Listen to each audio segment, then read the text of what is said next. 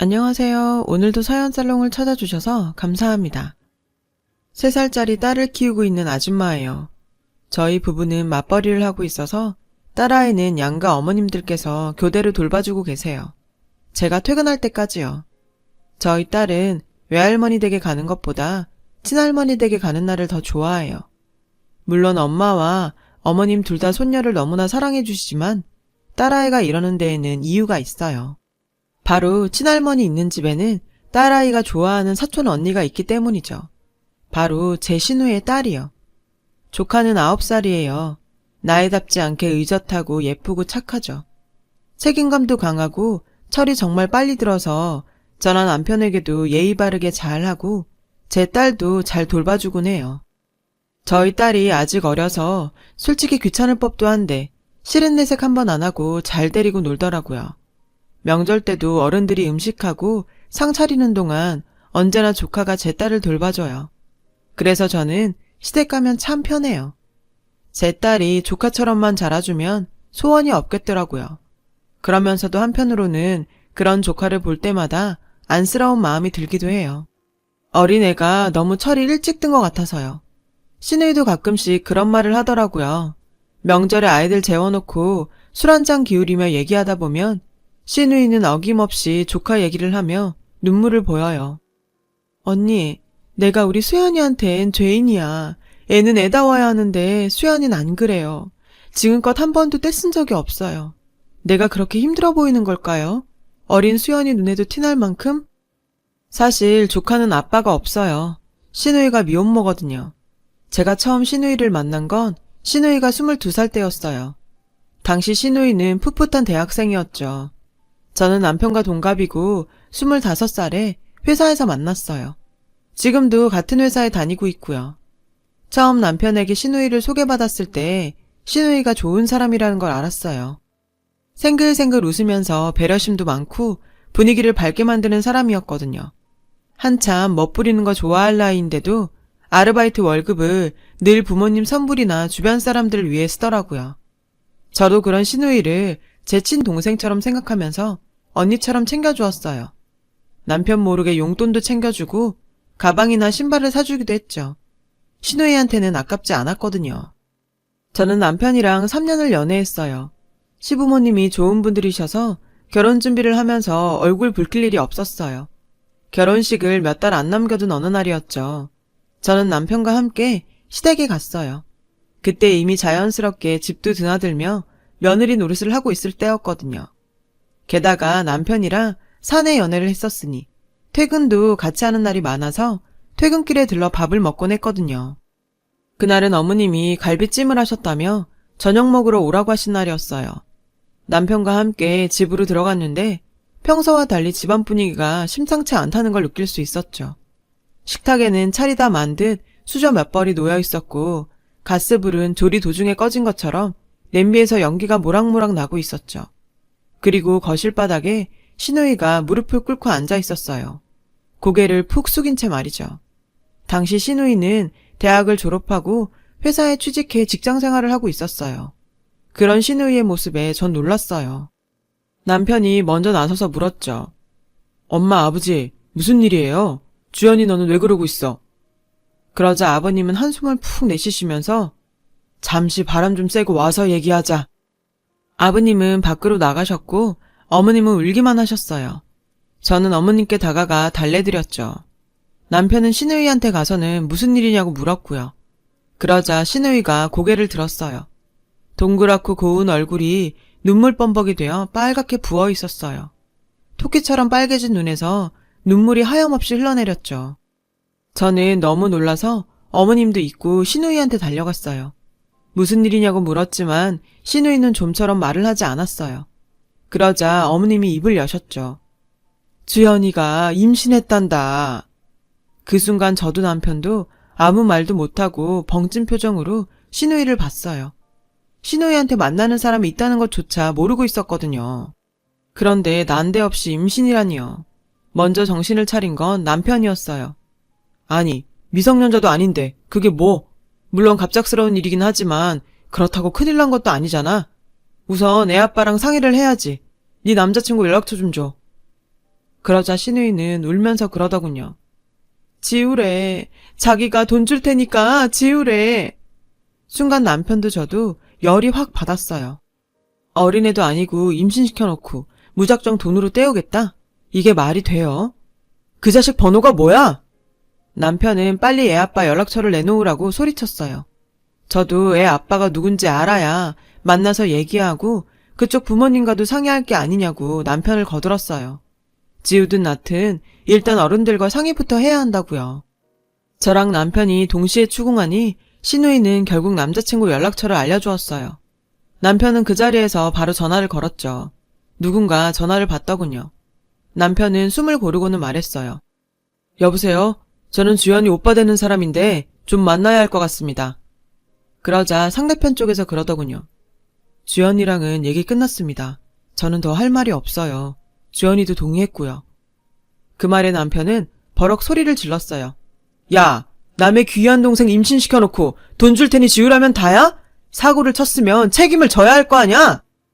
남편이 소리를 높이며 화를 내자 상대방은 이내 전화를 툭 끊었어요. 그렇게 폭풍 같은 며칠이 지나갔고 신우이의 통장에는 상당히 큰 금액의 돈이 입금되었어요. 단순히 수술비라기에는 몇 배는 되는 더 큰 돈이었죠. 신우이도 당황할 정도로요. 전 신우이를 데리고 산부인과에 갔어요. 그런데 신우이가 울면서 그러더군요. 언니, 나 애기 심장 소리도 들었어요. 나 못할 것 같아. 그런 신우이를 보는 제 마음도 아팠어요. 결국 신우이는 시부모님 앞에 무릎을 꿇고 빌었어요. 자기가 몸이 부서져라 이래서라도 애를 키울 테니까 제발 낳게 해달라고요. 막내딸이 그렇게 울면서 비는데 어쩔 수가 없었던 시부모님은 결국 아이를 낳는 것에 동의하셨어요. 저희 결혼식도 신우이 안정기 접어들 때까지 몇 달 미뤄서 진행했고 신우이는 혼자 태교를 하고 조카를 출산했어요. 아이 아빠한테는 죽었다고 할 거예요. 절대 안 보여줄 거예요. 그래, 그렇게 돈으로 때우려는 무책임한 놈은 애 볼 자격도 없어. 신우이의 말에 저도 맞장구를 쳐주었죠.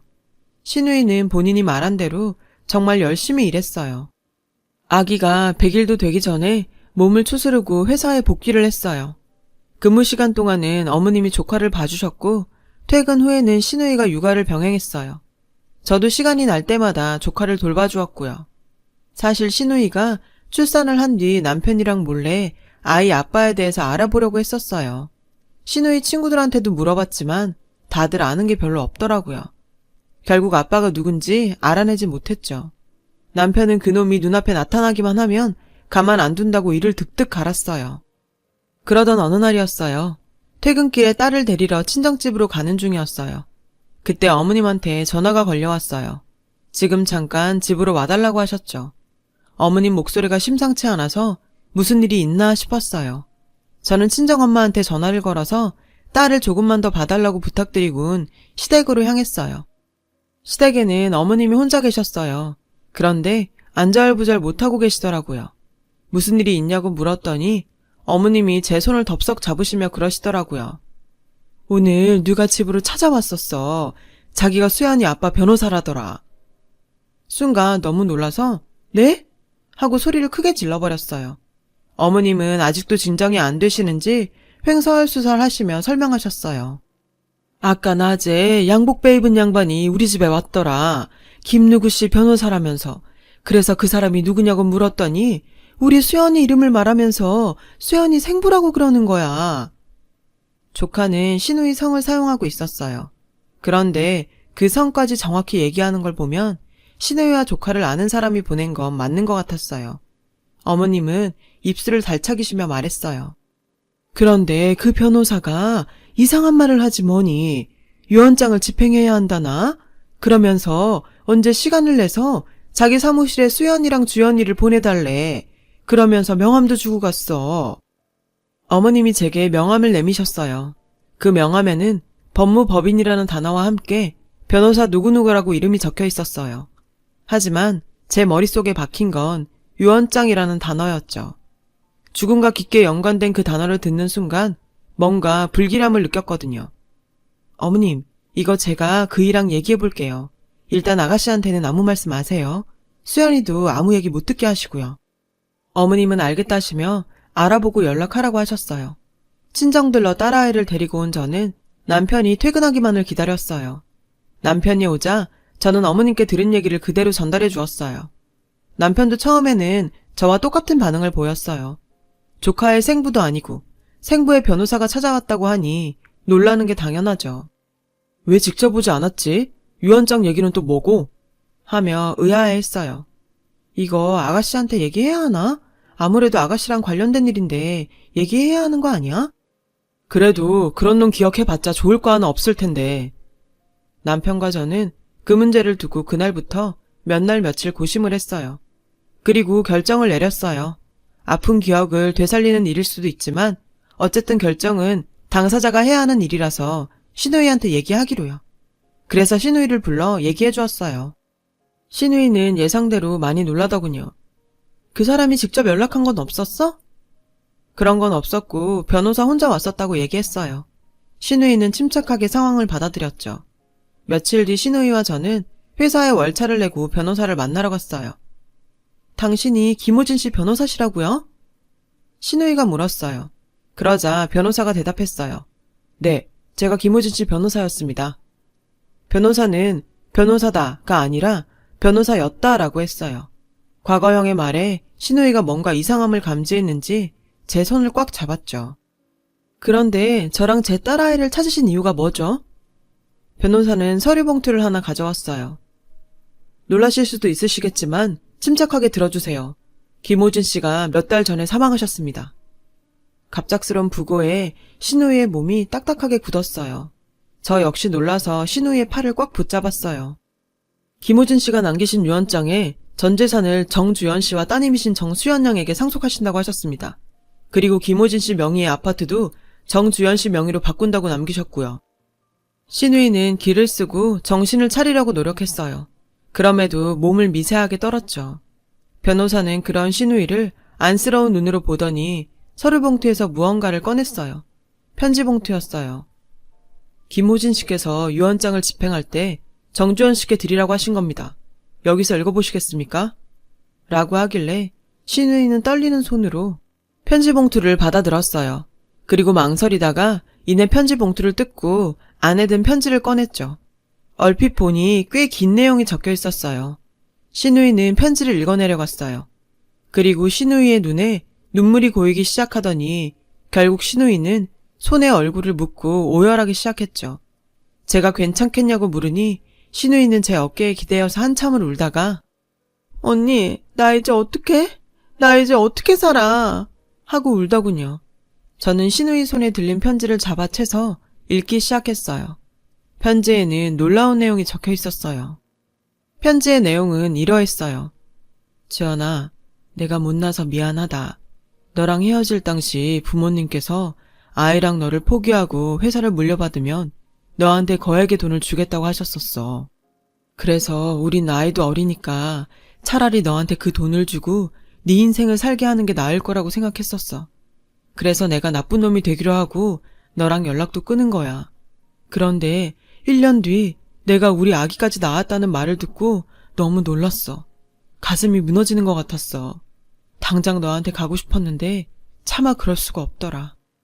그래서 열심히 일해서 회사에서 자리 잡고 꼭 너한테 용서를 빌러 가겠다고 다짐했었어. 그런데 인생 참 웃기더라.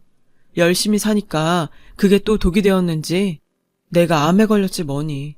병원에서는 1년을 얘기하더라. 그런데 내가 악착같이 몇 년을 버텼어. 너랑 우리 딸한테 건강한 몸으로 찾아가고 싶어서. 그런데 이제 정말 얼마 안 남은 것 같아. 이거 쓰는데도 정신이 왔다 갔다 하거든. 주연아, 너는 더러운 돈이라고 할 수도 있겠지만 내가 해줄 수 있는 게 이것뿐이라서 미안하다. 그리고 우리 딸 잘 키워줘서 고마워. 대학 동기가 가끔 수연이 사진을 보내줬어. 딸은 너무 예쁜데 너만큼은 아니더라. 주연아, 나는 너밖에 없었고 지금도 그래. 내가 후회되는 게 있다면 죽는 순간에도 너와 아이를 지켜주지 못했다는 거야. 정말 미안하고 우리 딸한테도 아빠가 정말 사랑한다고 전해줘. 사랑해, 정주연. 신우이는 작정한 듯 말했어요. 저 이 돈 못 받아요. 제가 어떻게 이런 돈을 받아요? 그리고는 정신을 놓은 사람처럼 울었어요. 저는 남편에게 전화를 했어요. 남편이 바로 달려와 주었고 상황을 전해 듣자 역시나 할 말을 잃더군요. 시부모님들도 이야기를 들으시고 무척 놀라셨어요. 시누이는 한동안 알았어요. 며칠을 울면서 누워만 있어서 조카가 많이 걱정을 했어요. 시누이는 그 돈을 받지 않겠다고 했어요. 변호사에게도 그 뜻을 전했고요. 그런 시누이 마음을 돌린 건 뜻밖의 방문이었어요. 바로 조카 생부의 부모님들이었죠. 그분들은 변호사를 통해 연락을 하셔서 시댁을 찾아왔어요. 그리고 집에서 시누이를 보시자마자 두 분이 무릎을 꿇으셨죠. 우리가 그때는 어리석었어요. 무슨 자존심을 세운다고 있는 집 애를 만나라고 그렇게 아들을 몰아붙였어요. 이렇게 될 줄 알았으면 사랑하는 여자랑 가정 꾸리고 살게 해줄걸. 그럼 스트레스도 안 받고 건강 나빠질 일도 없었을 텐데요. 호진이가 많이 보고 싶어 했어요. 그쪽 어머니가 울면서 그러시더군요. 시누이는 아무런 말도 하지 않고 같이 울기만 했어요. 전 그때도 지금도 그 사람 원망 안 해요. 그 사람 선택이었으니까요. 이제와 이런 말 하기 그렇지만 호진이가 남긴 것만 제발 받아줘요. 안 그럼 우리가 그 애한테 죄인이 될 거야. 당신은 받을 자격이 있어요. 딸아이를 위해서라도 제발 받아줘요. 그날 시누이와 한참을 이야기하다 가셨고 결국 그 사람이 남긴 걸 받기로 했어요. 시누이는 아직 어린 조카를 위해 모든 일을 비밀에 붙였어요. 조카가 중학교에 들어가고 나면 이야기를 해줄 거라고 했죠. 가끔씩 시누이는 조카 생부의 납골당에 찾아가곤 해요. 저도 한번 따라간 적이 있는데 납골당 안에 대학생 시절의 시누이와 찍은 스티커 사진이 있더라고요. 그걸 보고 울며 웃던 시누이의 얼굴이 참 슬퍼 보였어요. 시누이는 딸아이를 위해서라도 열심히 살 거라고 했어요. 딸아이에게는 자신이 세상 유일한 부모라면서요. 한없이 연약해 보이는 시누이도 엄마는 엄마인가 봐요. 아이를 생각해 힘을 내는 거 보니 말이죠. 시누이가 정말 행복하게 살았으면 좋겠어요. 제 이야기를 들어주셔서 감사합니다. 여러분, 사연 댓글에 응원과 현명한 조언 부탁드려요. 좋아요와 구독은 저에게 큰 힘이 됩니다. 오늘도 좋은 일 가득하세요.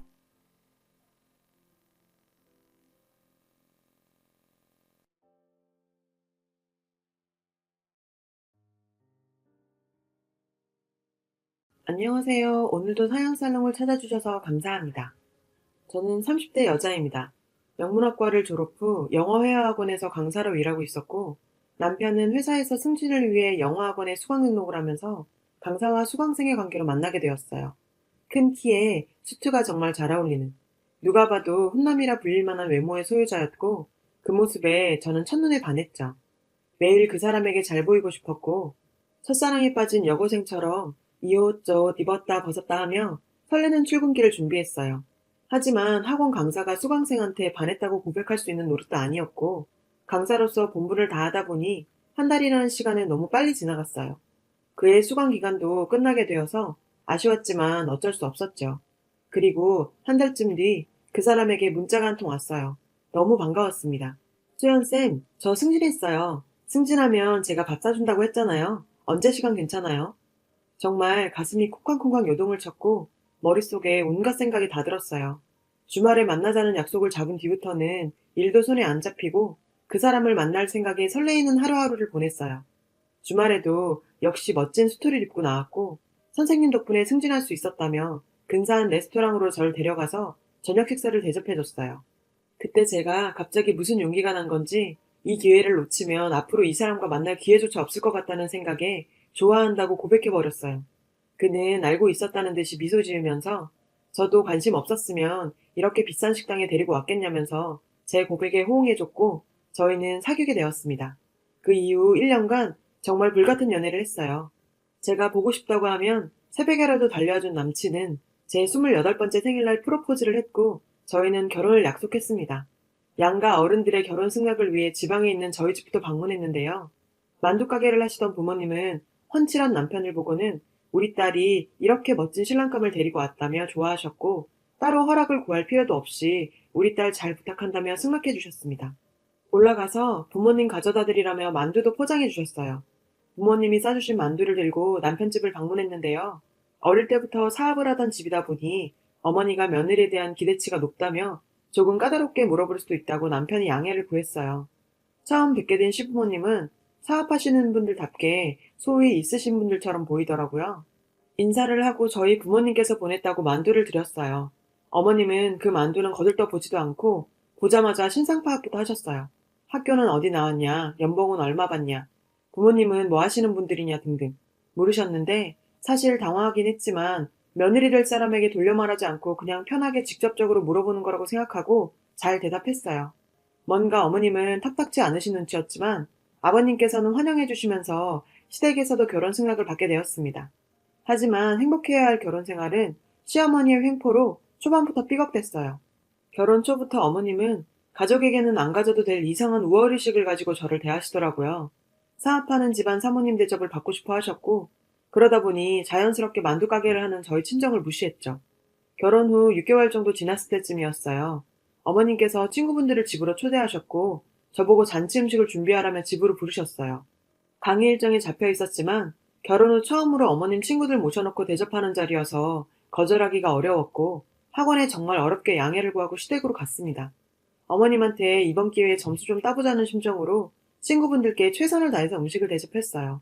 그런데 거실에서 들려오는 어머님과 친구들의 대화에 제 가슴은 찢어졌습니다.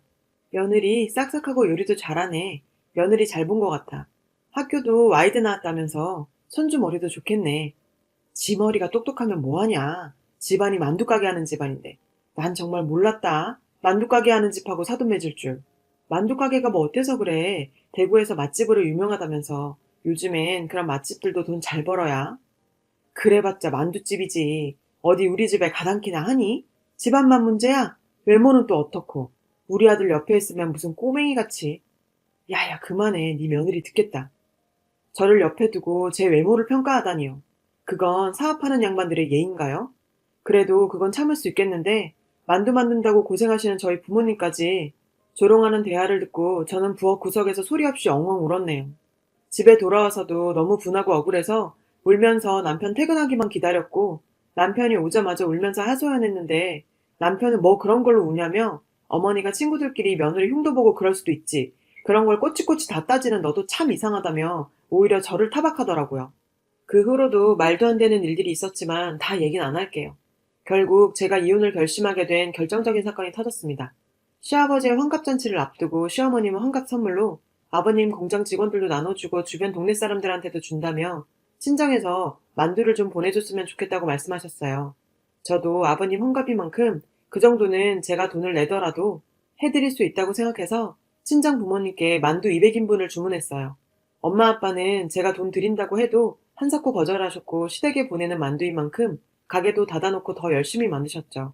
아버님 환갑잔치날 저는 몇 달 전부터 잡혀있던 특강으로 잔치 준비에 처음부터는 참석하지 못했어요. 죄송한 마음에 강의가 끝나자마자 시댁으로 달려갔습니다. 제가 도착한 순간 머리가 새하얘졌어요. 거기서 엄마와 제 동생이 전을 굽고 있는 거예요. 정말 눈물이 핑 돌았죠. 엄마가 거기 왜 있어? 저를 본 엄마와 동생은 정말 난감한 표정이었어요.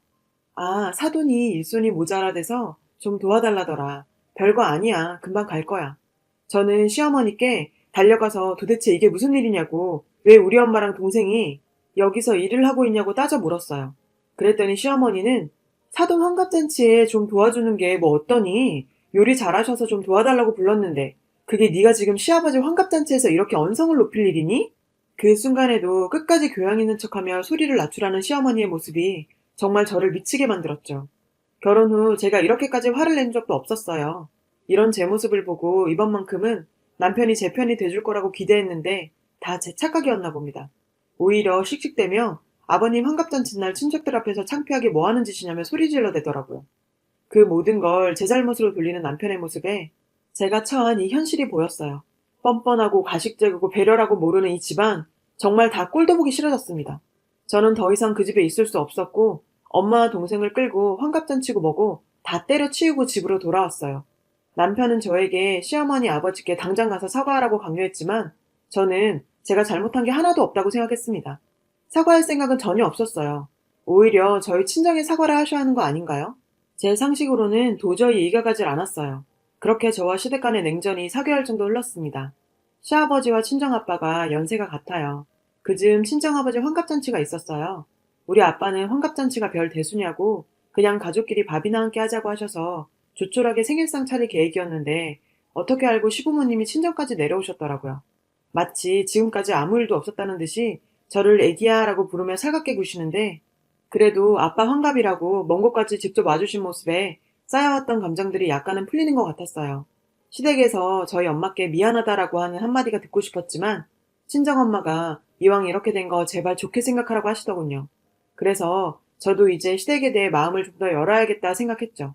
친정 부모님도 시부모님이 와주셔서 감사하다고 차린 건 없지만 많이 드시고 가시라며 아버지가 제일 좋아하시는 고급 양주까지 꺼내시고 나름 좋은 시간을 보냈습니다.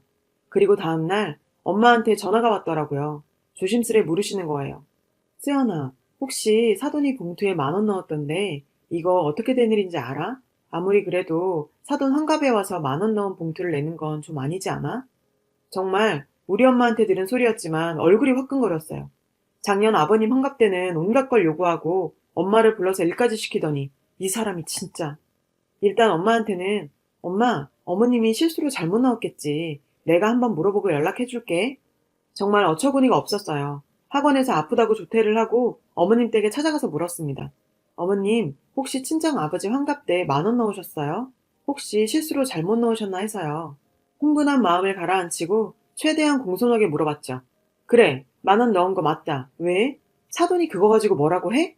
아니, 뭐라고 하시는 건 아닌데 혹시나 한번 물어보라고 하셔서요. 너희 친정까지 가는 차비하며 시간하며 가준 것만도 고마워야지. 돈 적게 냈다고 그걸 가지고 트집 짰니 너희 집은? 어이가 없구나. 정말 어이가 없는 건 저였는데 그걸 오히려 적반하장으로 나오는 어머님을 보니 저도 지금까지 열심히 부여잡고 있던 이성의 끈이 똑 하고 끊어지더라고요. 어머님, 아무리 그래도 10,000원은 너무하지 않나요? 제가 아니면 친정에서 언제 와달라고 했어요? 이렇게 사람 취급할 거면 오지 않는 게 더 고맙죠. 작년 아버님 환갑 때 어머님 주변 사람들한테 돌린다며 만두 좀 해달라고 하셔서 그 수량 맞추신다고 가게 닫고 하루 종일 만두 찌셨어요. 다 따지면 그것만도 200만 원이 넘어요. 그것뿐이에요? 저희 엄마 요리 잘하신다고 불러서 일 시킨 건 기억 안 나세요? 그랬더니 고작 만두 좀 줬다고 유세 부리는 거니? 10,000원이 너무해. 너희 집안이랑 우리 집안이 어울리기나 하니? 급도 안 맞는 집에 딸 시집 보냈으면 당연히 그 부모라도 봉사를 해야지. 뭐라고요? 이제 미치셨어요? 급 안 맞는 집이요? 봉사를 해야 한다고요? 그때 시어머니가 흥분했는지 갑자기 제 뺨을 때리시더라고요. 너 같은 걸 애초에 며느리로 받는 게 아니었어. 너 같은 건 내 며느리 할 자격도 없으니 내 아들 집에서 당장 나가! 진짜 똑같이 한 대 때리고 싶었지만 노인네 때려봤자 뭐하나 생각이 들어 참았습니다. 정말 저 말들을 듣고 있으니 어이가 없었어요. 신혼집은 제가 서울로 대학 처음 왔을 때 아버지가 몇 년간 월세 쓰는 것보다 사는 게 더 낫지 않겠냐며 투자 개념으로 샀고 그 후 제가 서울에서 직장 생활하면서 저에게 상속해 주신 아파트였거든요. 어머님, 당신 아들이 말 안 했어요? 이 집 제 집인데요. 이 집에 당신 아들 집은 하나도 없으니 나가라면 당신 아들이 나가야죠. 그쪽 아들 결혼할 때 돈 한 푼 없었어요. 그것도 몰랐어요? 여기 가구, 전자제품들도 우리 집에서 다 해준 거고 집에 사업이 어렵다고 해서 우리 집서도 별말 안 하고 당신 아들 몸만 오게 했더니 지금 와서 이상한 소리를 하시네요. 시어머니는 당황스러운 모습이었지만 오히려 신경질적으로 나오더라고요. 뭐, 당신? 너 이제 막 나가자는 거지? 어디서 만두집 따위 하는 집안년 우리 집안에 들였더니 완전 집안 꼴을 우습게 만드네. 만두집 따위요? 그래서 아버님께서는 그렇게 잘나셔서 만두집 따위한테 돈이나 빌리고 다니세요? 알고 계세요? 아버님이 저희 아빠한테 1억 넘게 빌려가신 거. 그것도 모르죠? 도대체 아는 게 뭐예요? 사업 힘들어지면서 결혼기간 내내 시아버님은 저희 아버지에게 손을 벌리셨고 저희 아버지는 사돈이 부탁하니 어쩔 수 없이 조금씩 빌려주다 보니 1억이 넘는 금액을 빌려주시게 되었어요. 그리고 자꾸 그깟 만두집 하시는데 저희 아버지가 전국에 가게만 7개예요. 그쪽이 그렇게 자랑하는 당신의 다 쓰러져가는 공장보다 돈도 훨씬 더 벌어요. 저 당신 아들하고 이혼할 테니 당장 집에서 짐 빼라고 전해주세요. 당신 아들도 당신하고 똑같은 인간이더라고요. 당신 아들 데리고 잘 사세요.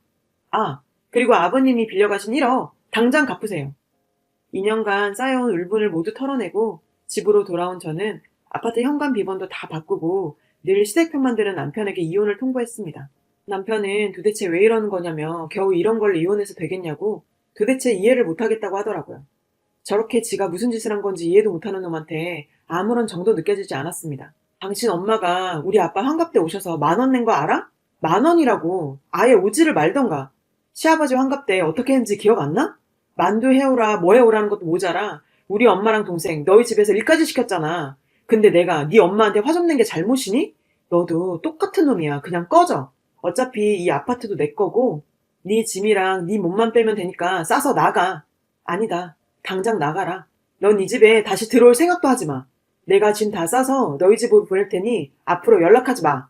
저도 서울 생활에 너무 지치기도 했고 이혼 소송을 하면서 휴직을 내고 잠시 친정에 있기로 했는데 내려온 지 며칠 지나지 않아 시부모님이 저를 찾아왔습니다.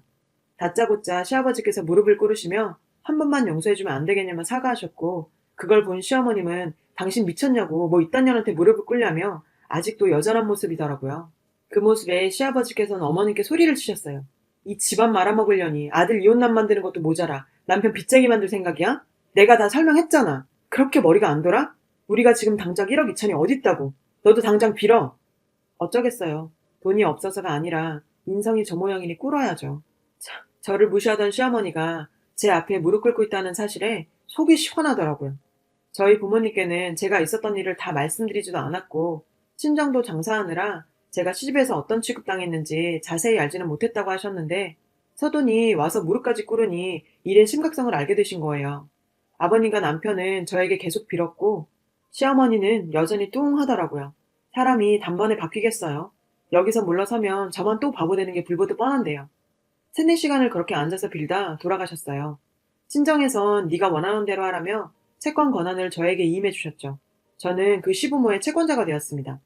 이혼은 절대 안 된다고 고집을 부려서 현재 이혼 소송에 들어가 있습니다.